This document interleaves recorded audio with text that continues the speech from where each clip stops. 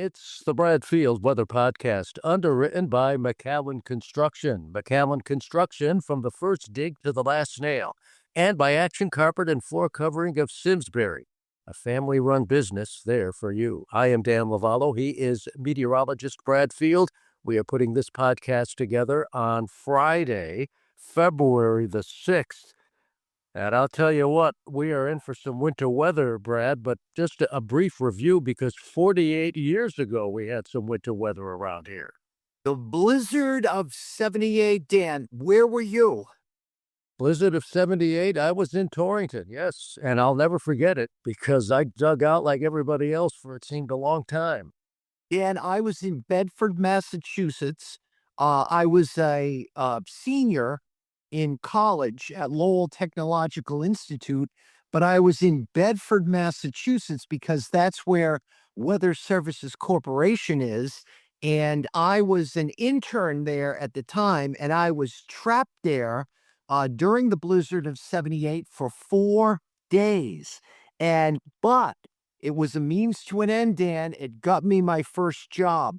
When the blizzard of 78 was over, the chief meteorologist, his name is Bob Rice.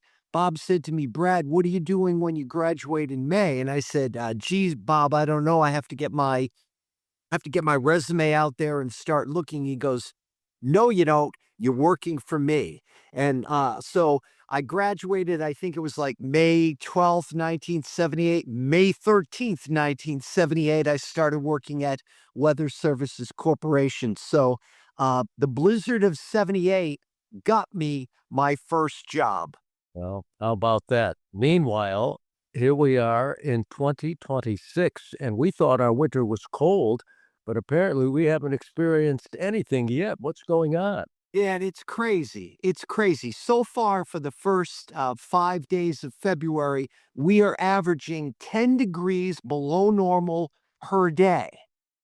And I say, you haven't seen anything yet because it's been a cold winter.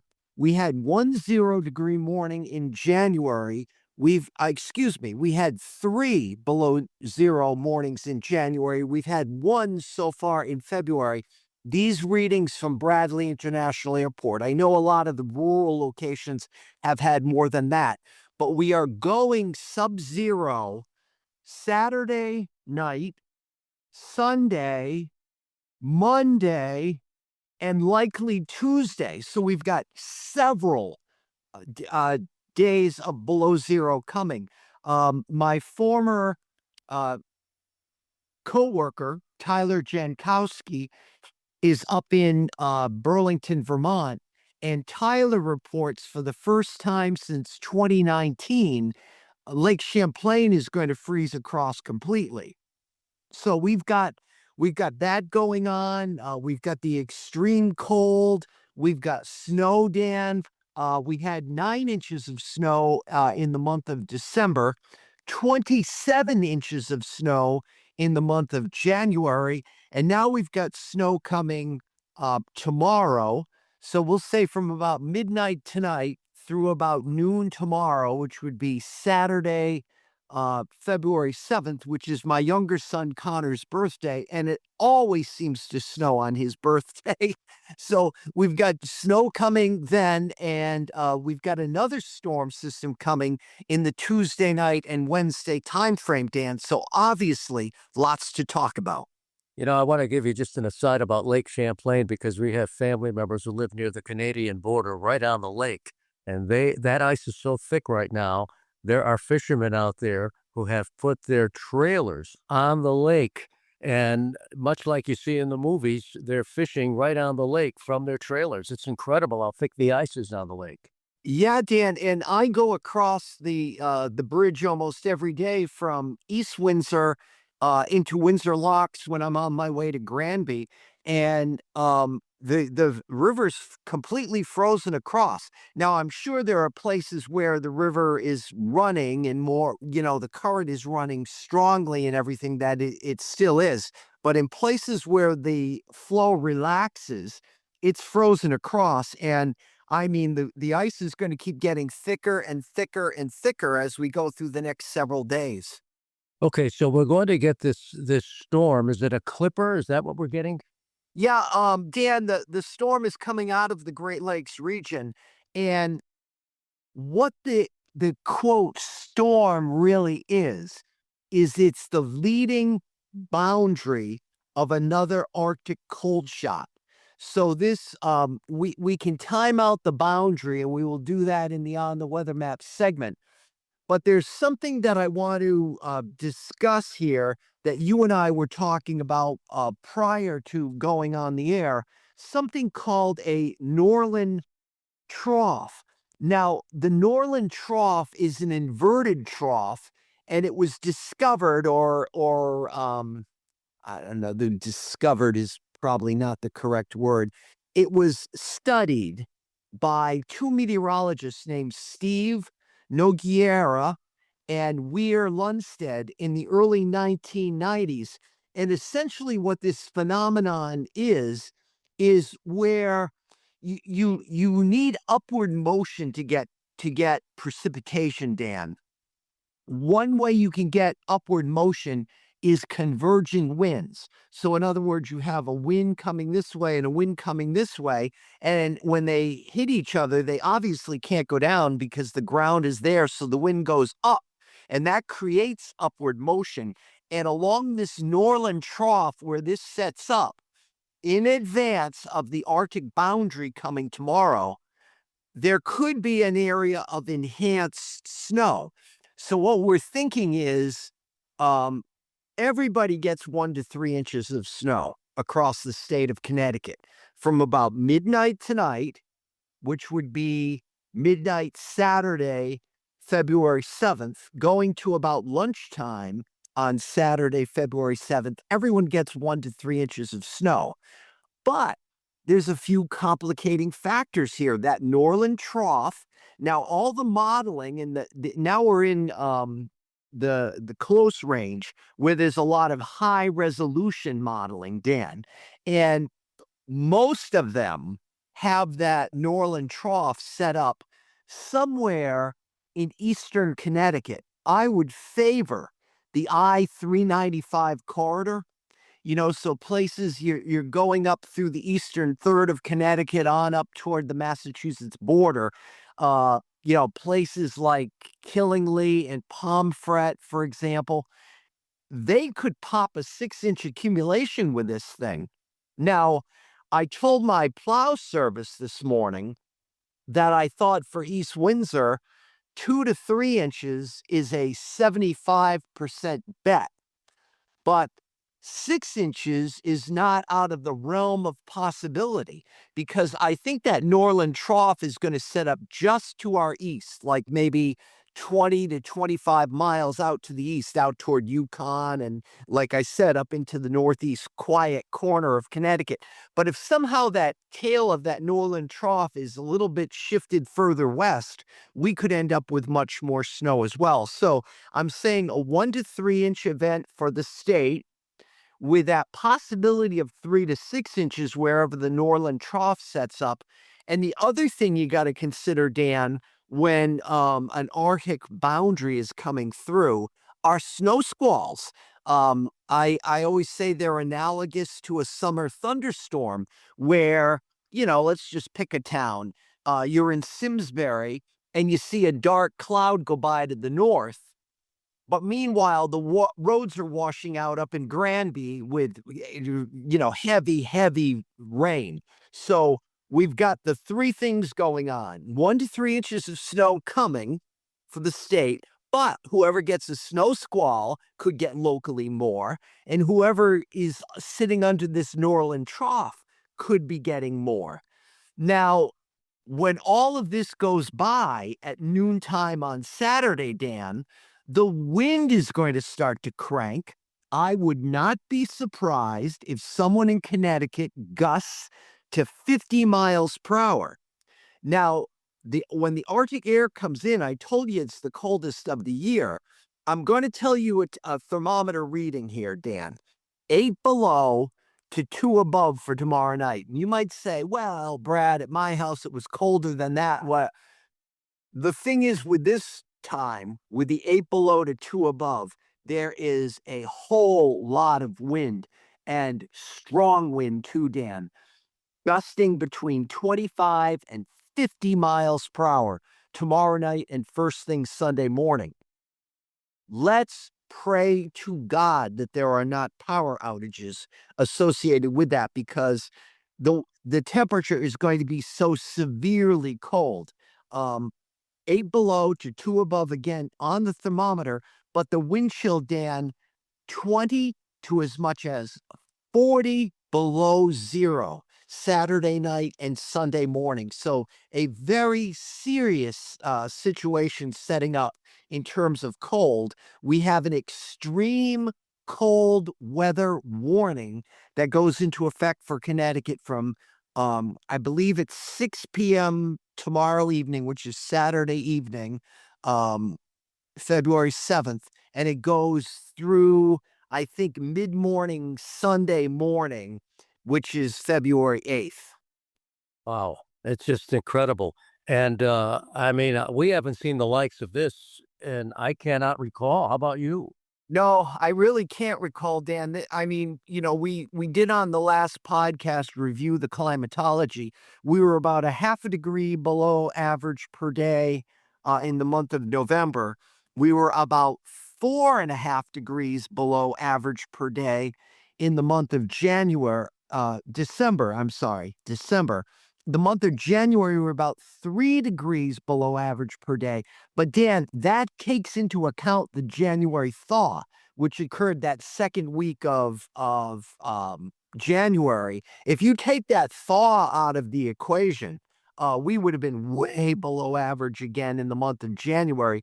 And as I told you, thus far during the month of February, we are averaging 10 degrees below average per day, and it is going to get worse. That number is going to get worse when we factor in today, we factor in Saturday, we factor in Sunday, we factor in Monday. And I think you have to factor in Tuesday too, because I'll talk about it in the On the Weather Map segment, but we will have clear sky, we will have deep snow cover, and we will have calm wind. That's Tuesday morning, Dan, just before it starts to warm up a little bit. That's called radiational cooling. And some towns on Tuesday morning in Connecticut, I wouldn't be surprised if on your thermometer, not your wind chill, on your thermometer, it is 10 to 20 below zero. Wow. Well, Brad, before we get to the On the Weather Map segment, let's switch gears a little bit because I see you've got your Patriots sweatshirt on. Your Patriots are in the Super Bowl, about to play the Seattle Seahawks in the San Francisco area. So before we get to predictions, what's the game-like weather going to be? Oh, okay. The game conditions, Dan, are nice. And that should be fine for all of the athletes. Partly sunny at kickoff with the temperature between 60 and 65. So you got to remember it's 6:30 our time, but it's 3:30 their time in Santa Clara when it starts. So it'll be partly sunny. But as the sun goes down there, the temperature will drop to through the 50s, as we get into the fourth quarter.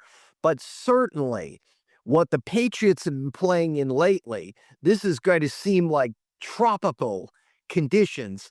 And congratulations to head coach Mike Vrabel and to assistant coach Josh McDaniels for winning Coaches of the Year. And, Drake put up a great fight, but that one was a coin flip. Yeah, I Um, agree. but I guess Matt Stafford won by one vote. Well, he had one, yeah, one by one vote. He had 24 first place votes, and Drake May had 23 first place votes. Um, Dan, I wanted to ask you this. Um, I saw that there were some guys that went through in the Hall of Fame class last night, like Adam Vinatieri was one of them. Guy named Craig was one of them. That the same voting that the Hall of Fame guys did with Belichick and Kraft? Yes, that's the same. That's the same one. Yes.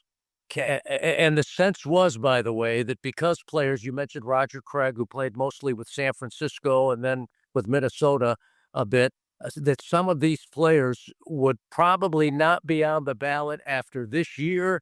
The sense was that's why some of these voters voted for them rather than Belichick and or Kraft, because you could only vote for three of the five. And the voting system itself needs to be readdressed. But that's one of the reasons that Belichick and or Kraft did not get in, because you're only allowed three of five. And a lot of the voters said, well, some of these players aren't going to be on the ballot after this year, and they're worthy of being elected to the Hall of Fame, whereas a Belichick will be on the ballot next year. Yeah. Yeah. Okay. I see. So all of those guys last night, it was the same litmus test as Belichick and Kraft. They had to get 80% of the vote. Correct. Okay. Yes. Yep. So, Well, thank you for that. And in that, I I do not think it's probable. If you look at the teams, I think Seattle is far better. Um, but I am going to predict the New England Patriots because it's their it's the Cinderella story of the year. They're playing with house money. I mean, no one expects them to win. All the money is on Seattle for the betting and everything. So I'm going to go against the grain and just say that the fairy tale story continues and somehow New England is going to find a way to win the game. It might be a turnover, it might be a pick six. I don't know what's going to happen, but I'm going to predict the New England Patriots will finish the Cinderella season. okay. Well, it has been a Cinderella season, but unfortunately, from where I sit, I think the clock is going to strike midnight before it strikes midnight. And I'll turn into a pumpkin. Yeah, I'm picking the Seattle Seahawks to win. And I'm not so sure it's going to be that close of a game. I believe that Seattle's defense is going to overpower the Patriots' offensive line. Remember, Drake May has been sacked 15 times in the playoffs, and I think that Seattle is going to win, and I believe they will cover. I think they're 4.5 point favorites, but I'm going with the Seahawks. Yeah, my brain definitely tells me Seattle, but my heart and my gut tells me New England somehow in an upset. So I'm going to go with New England, see what happens. Well, you should. I mean, you're a diehard Patriots fan, which, by the way, leads us to our On the Weather Map segment. Again, we're putting this podcast together on the 6th of February, a Friday. And what does that weather map look like? Well, Dan, we've got the leading edge of the Arctic air midday today will be in association with one of those clippers that you spoke of, centered over Lake Superior. That's the leading edge of the Arctic air. Now, tonight, that boundary moves to about Buffalo. And by daybreak tomorrow, Saturday, February 7th, I expect that leading edge of Arctic air. You say, Brad, it's going to be in the 20s today and teens tonight. That's not Arctic air. Well, it's cold air, but it's not what's coming. The leading edge of what's coming will be on the New York, Connecticut border at daybreak tomorrow. So, in advance of that Arctic air, we've got the atmosphere getting squeezed out. We've got the Norland Trough developing, and we've got the possibility of snow squalls in association with the Arctic Trough. So that is all coming through tomorrow morning, 1 to 3 inches for the entire state. But within the area where they get snow squalls and within the area where the Norland Trough sets up, again, favoring eastern Connecticut, there can be 3 to 6 inches of snow in those locations. And Dan, whatever falls is going to be blowing, and I don't want to say drifting because 3 to 6 inches drifting sounds a little dramatic, but it'll be blowing all over the place Saturday night and Sunday morning because the Arctic boundary will be off Cape Cod tomorrow evening. By Sunday morning, we'll see sprawling high pressure from the Arctic down through Hudson Bay, all the way down to West Virginia. We're on the east side of that ridge. We've got strong northerly winds. The most bitter morning of the winter coming up on Sunday morning with the wind chill. I sent out a little thing to my family, my family and my extended family this morning and said, gas up your cars today because you do not want to be standing outside at a gas station pumping gas tomorrow afternoon, tomorrow night, anytime during the day on Sunday. I mean, it is just going to be bitterly cold. The extended on the weather map, Dan, we've got high pressure on Monday from New York State down to Virginia, still a northerly breeze, still very cold. Tuesday, the high nudges more toward our longitude. It's from eastern Canada down to Norfolk, Virginia. So Tuesday morning, the combo of the light wind, the deep snow cover over a foot on the ground in most all of Connecticut, um, radiational cooling. I'm thinking on average, some of the rural towns will be 15 below on Tuesday morning. On Wednesday, Dan, another potent clipper coming a little farther south this time. This one over um, west central Pennsylvania coming through. More snow and or ice coming in during the day on Wednesday. So I didn't really concentrate too much on that just yet, Dan, because we've got so much coming over the weekend. I'm sure you and I will be back either sometime Tuesday or maybe first thing Wednesday with another podcast to update on what's coming there. Some of the computer modeling has another moderate snowstorm coming through on Tuesday night and Wednesday with another, maybe 3 to 6 inches, 4 to 8 inches of snow, something like that. Okay, so we'll obviously keep track of that and, as you said, do another podcast episode. But that said, as we put a lid on this podcast, and again, it is February the 6th, the Friday, what does our forecast look like? All right, Dan, for today we have increasing and thickening clouds. I'm looking out now. It's already pretty cloudy, but the clouds will tend to lower and thicken up as the day goes on. So a cold feel to the day. It's going to be about the same as it's been the last few days, but the sun made it feel so good the last couple of days. Today between 26 and 32. For tonight, snow developing between 9 p.m. and midnight. Temperatures tonight in the teens. For Saturday, periods of snow of varying intensity. And I'm not trying to be tricky by saying that, but someone will be under the Norland Trough and getting heavy snow. Someone will be getting a snow squall and be getting heavy snow. Other times in that area of 1 to 3 throughout the entire state, it will look like just flurries going on. So snow of varying intensity through midday. I'm saying extreme western Connecticut, 1 to 2 inches of snow. For the rest of the state, 2 to 4 inches of snow with isolated 4 inches plus, mainly along the I-395 corridor. Bitter wind chills for Saturday night. On the thermometer, 8 below to 2 above. Winds gusting over 35 miles per hour. Wind chills 20 to 40 below. Blowing snow, Dan.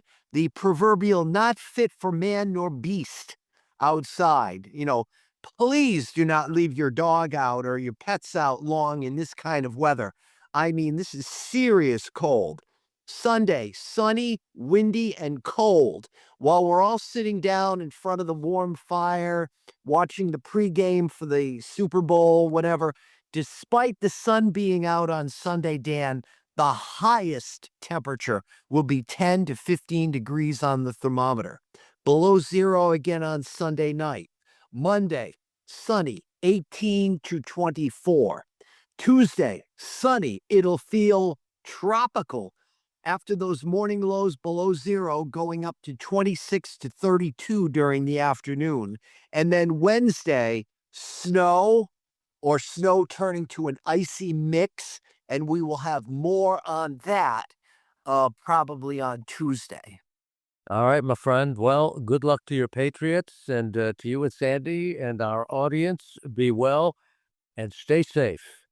Dan, to you and Susan, and when you say stay safe, that's a serious concern this weekend. Make sure your cell phone is fully charged. I mean, if your car breaks down, God forbid, you can't just, the car will offer some shelter, but I mean, this is a situation where you need to stay safe. You're absolutely right. All right, Brad. The Brad Field Weather Podcast has been underwritten by Action Carpet and Floor Covering of Simsbury, a family run business there for you, and by McAllen Construction. McAllen Construction, from the first dig to the last nail.